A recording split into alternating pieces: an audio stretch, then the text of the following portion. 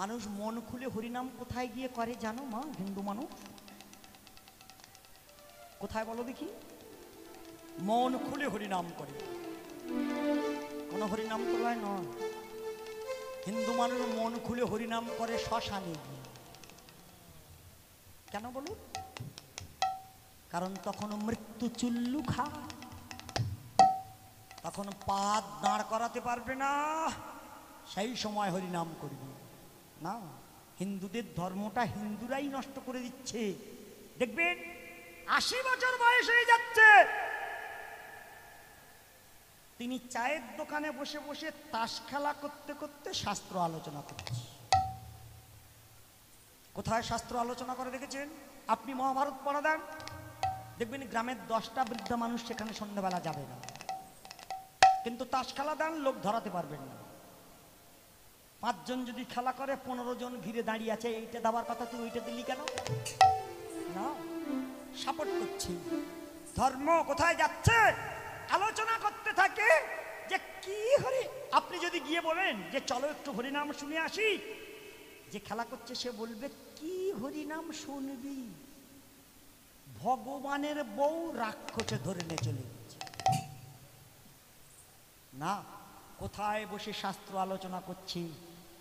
সে যদি বলে ভগবানের বউ, হ্যাঁ, তার রাবণ গিয়ে সীতা চুরি করে নিয়ে চলে গেছে।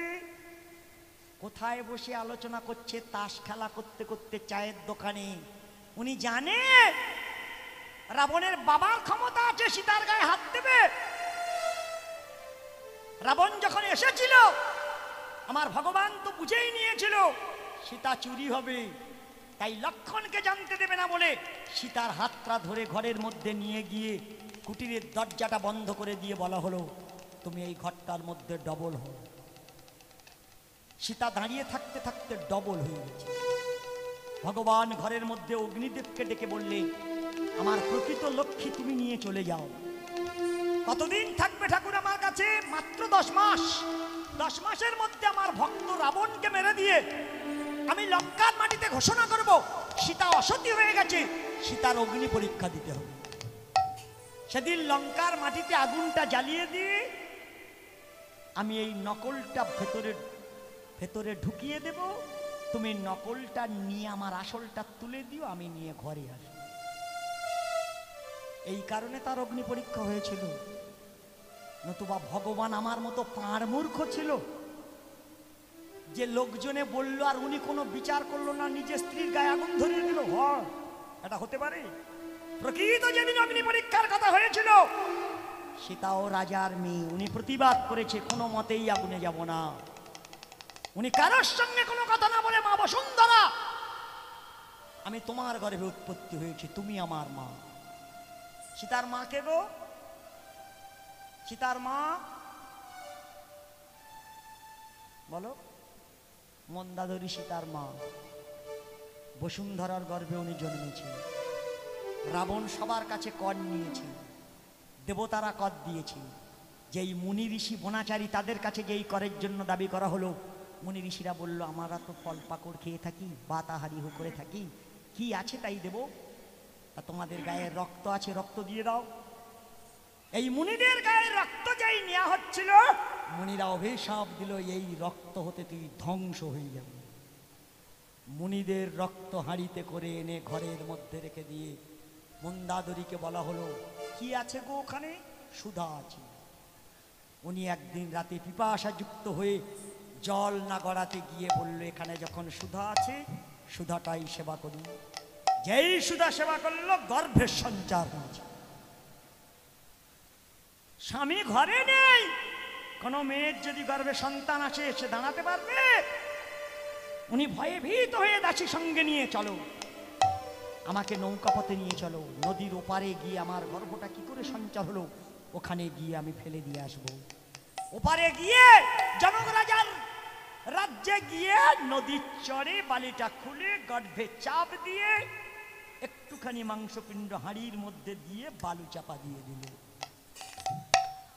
জনক রাজা হাল চষতে গিয়ে নাঙলের ফালের উপরে নাকি সীতা উঠেছে, তাই তো? তাহলে হিসাব কি বলে? ওটা কার মেয়ে? মন্দাদরিটা কে গো? মন্দাদরি একজন ব্যাং। মন্দাদরি একটা ব্যাং ছিল না। গণ্ডকী মুনির আশ্রমে গণ্ডকী নামে এক ব্যাং থাকতেন। প্রত্যেক দিন মুনির উচ্ছিষ্ট উনি সেবা করতেন। মুনি একদিন দুধ রেখে দিয়েছে, দিয়ে উনি সাধনায় চলে গেলেন। গণ্ডকী মুনি যেই সাধনায় গেল, মণ্ডকী বসে আছে, ব্যাংটা বসে আছে, বিষধর সাপ দুত্রায় বদন দিয়ে খেতে খেতে যেই উদ্গাত তুলে দিয়েছে, উনি ভয়ে ভীত হয়ে সাপ যেই বের হয়ে গেল, ব্যাংটা ভাবছিল, পশু জাতি ভাবছিল যে আমার প্রভু এটা জানতেই পারবে না। উনি সারাদিন সাধনা করছে, সেই দুত্রা সেবা করে, কিন্তু এতে সাপ বদন দিয়েছে, এটা বিষাক্ত হয়ে গেছে, এটা সেবা করলেই উনি মারা যাবে। তাই উনি নিজেই দুত্রা সেবা করে বাটির উপরে পড়ে দেহ ত্যাগ করে দিল।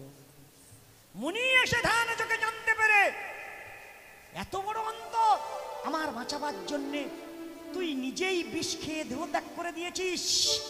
ধ্যান যোগে মুনি বসে ব্যাংটা মারা গিয়ে যেই যমরাজের কাছে চলে গেল, বিষ খেয়ে মরেছে না।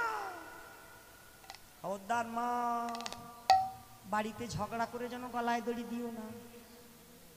কোথায় যেতে হবে শুনতে পেয়েছ? অপঘাতে মরলেই যমরায় ধরবে। মানে মনে পড়েছে বলবো,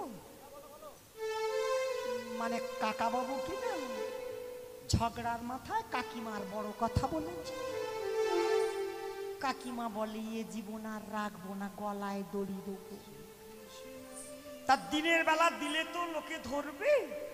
কাকিমা সিদ্ধান্ত করেছে সন্ধ্যাবেলা দেব, সমস্ত মানুষ সন্ধ্যার কাজে বন্দী হবে, তখনই দেব। এখন গলায় দড়ি দেবার জন্য যেই সন্ধ্যা নামে, কাকিমা সন্ধ্যাবেলা বাঁ হাতে দড়ি নিয়েছে আর ডান হাতে হার কিনজেলে